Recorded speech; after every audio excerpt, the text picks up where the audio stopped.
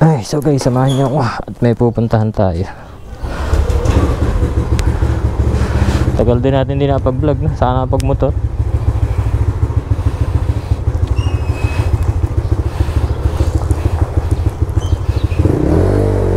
Uy, sarap, nakakamiss. Ingay.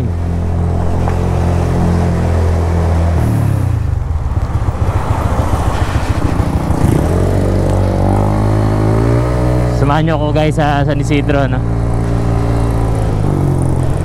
At may papatingnan lang akong cellphone. Sarap, nakakamiss talagang mag-ano. Pasensya na kayo, matagal akong hindi nakapag-upload. So ito, sisikapin natin na kahit isa sa isang araw o 3 beses sa isang linggo. Gandang humatak ng Aerox natin. Nagtataka lang ako guys, bakit sobrang daming Aerox B2 ngayon sa karsada. Usong uso.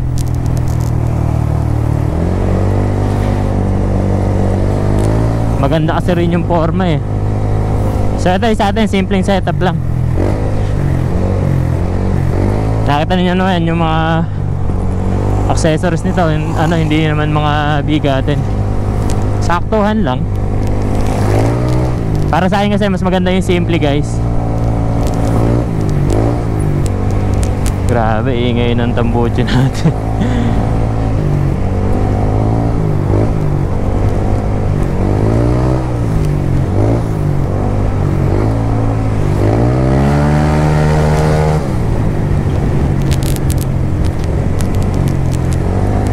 Boy, init.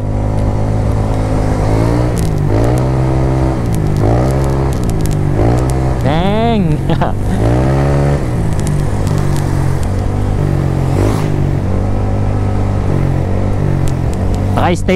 Naka-straight 9 grams nga pala ako guys.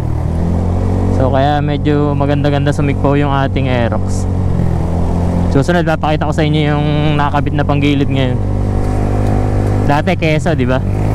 Kung natatandaan nyo yung huling upload ko, keso fully set yun. Ngayon nag-iba tayo. Tapos nagbaba tayo ng spring. Yung spring natin center 1.5 tapos 1,000 RPM lang yung clutch. Ayoko kasi nung masyadong ma-RPM eh.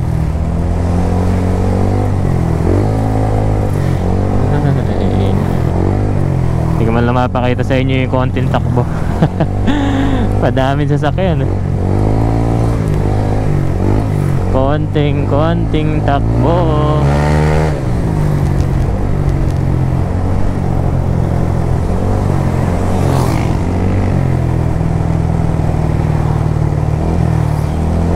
Short lang ako guys.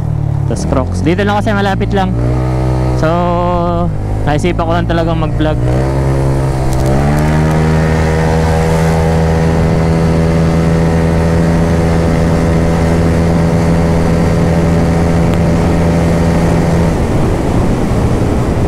Sarap. Wala na, may exidan. So ito, may mga tropa tayo dito.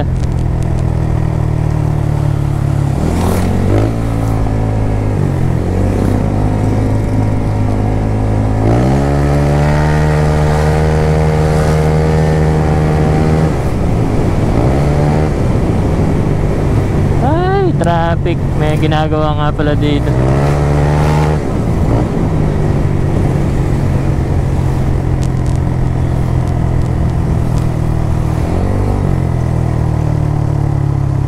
Alam niyo tunog ng motor natin na parang napaka-mahinahon. Napaka-mahinahon pag naka-minor. Pag naman binomba mo talagang nice. Bakit di makada yung mga single eh, pwede naman. Dito sa gilid. Yeah, single po kuya. Mahirap isingit ang sidecar. Hindi na wala nang mga ginagawang daan dito sa San Isidro. Pero at least, di ba? Laki na nang in-improve.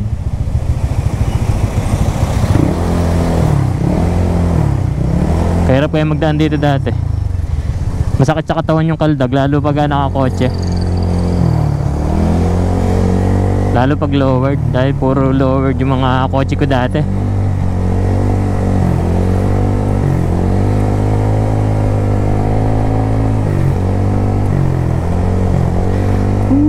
Sarap magmotor. Hindi nga lang tayo nakakapag-rides ngayon, no? So baka sa susunod na lang, dahil busy na. Hindi na pwede yung alis ng alis.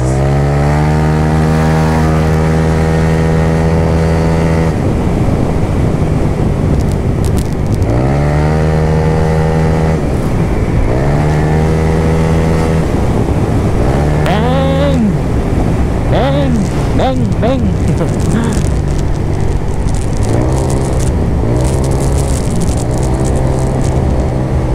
Gusto ko ibenta to eh. Try tayo na iba guys. Ewan ko lang kung mabibili sa presyo na gusto ko. Makakabili lang dito guys yung mga nakakaintindi talaga ng set.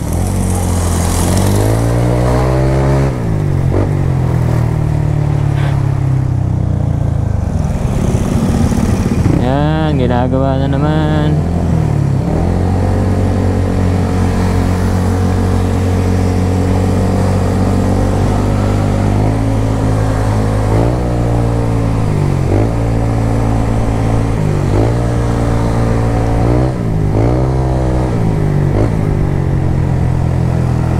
Kakaliwa tayo dito sa kanto eh.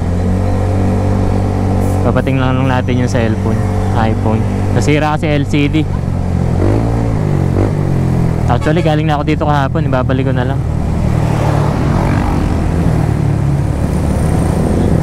Ito kaliwa. Ganda ng crankcase ng Aerox.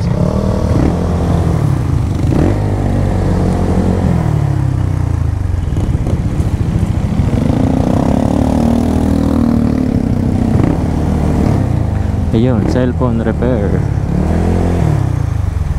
Sana makaparada. Nako, yun lang. Dito na lang muna. Si Roxy. Dito na lang guys, lalak ko na lang. So yun guys, binayaran na natin, babalikan na lang natin mamaya. Kala naubos yung cash ko pala. Maalikabok yata dito sa nabaradaan ko. Kawawax ka palang ni Aerox.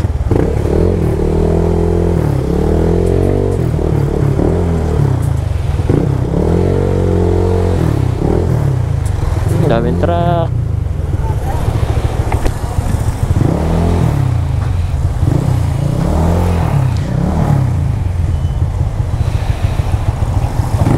So uwi na tayo, no?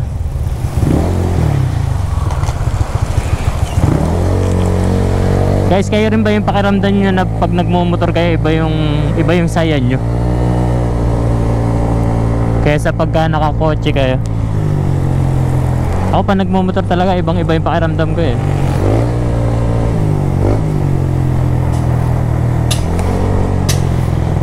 Sana susunod magkaroon tayong pagkakataon mag-rides. Nag-rides kami nung nakaraan, hindi ko na i-vlog dahil nawawala yung mga pangkabit ko sa helmet ng yung sa GoPro. Grabe naman traffic. Alam mo yung kahit single nahihirapan sumingit sa daming sasakyan.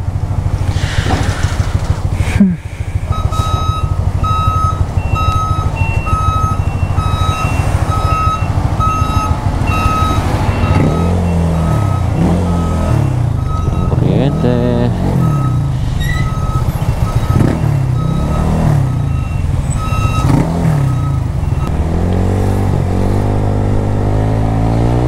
Yan, huwag ka muna uminit. Pa-short gaming lang ako, tapos wala akong gloves. Pero naka-helmet naman tayo guys, kaya okay lang. So dito kasi hindi naman ganong mahigpit eh, kahit nga hindi ka mag-helmet eh. Sa ibang lugar napakahigpit, di ba?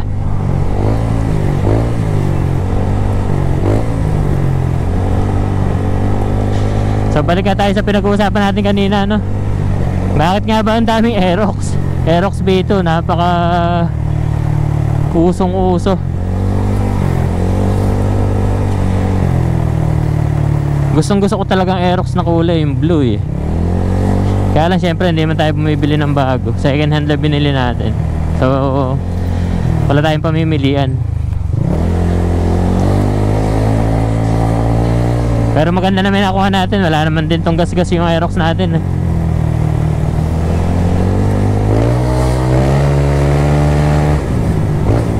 Tapos sariwa din naman talaga.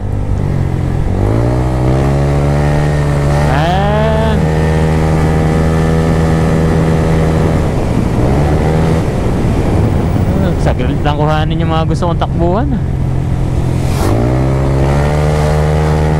Ewan ko lang ngayon kung dudulo to sa bagong ano.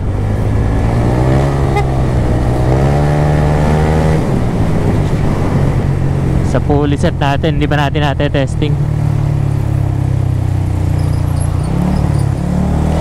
Kung papatesting ko siguro yung top speed nito, hindi ako sasakay. Pasasakayan ko na lang guys.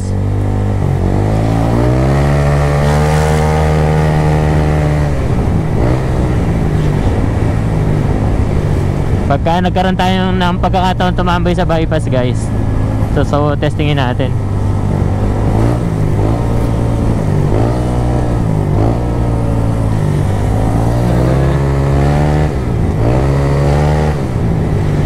JBT, yun nga din uso-uso din ngayon guys yung JBT na titanium. Talagang pag may nag-post nyan, kahit bago or second hand, saglit lang nasosold agad. Noong una ako lang naka-titanium sa amin. Ngayon mga pinsan ko naka-titanium na rin, mga tropa. Napakaganda naman kasi talaga guys, tingnan, malinis.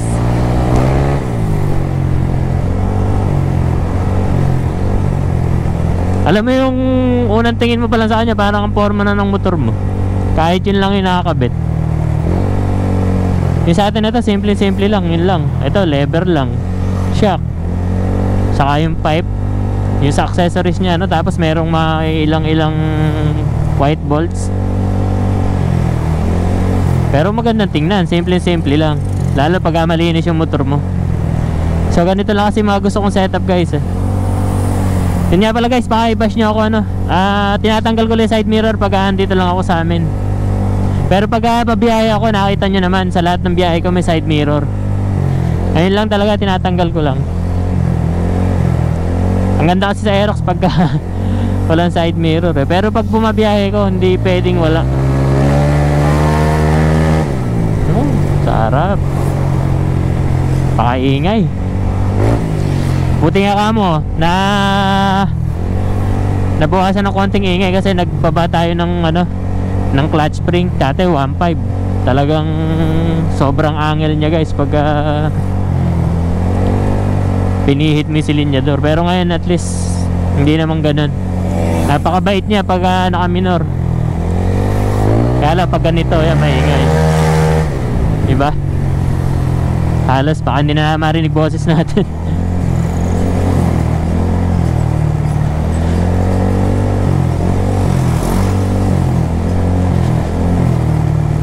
Tara.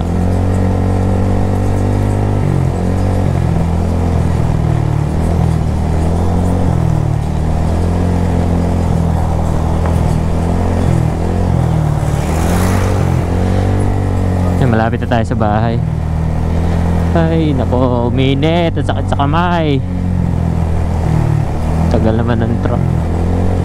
Ito mahirap lusutan eh, lalo pag sa bundok. Nung bumabiyahe kami, malalaking ganyan.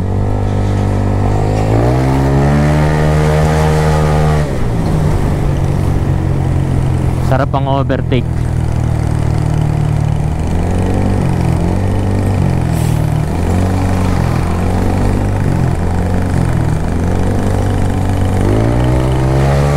Ito na guys, malapit na ako sa bahay.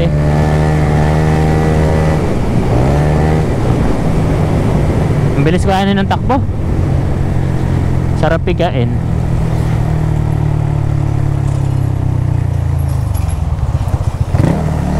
Ito na ako sa bahay. Uy.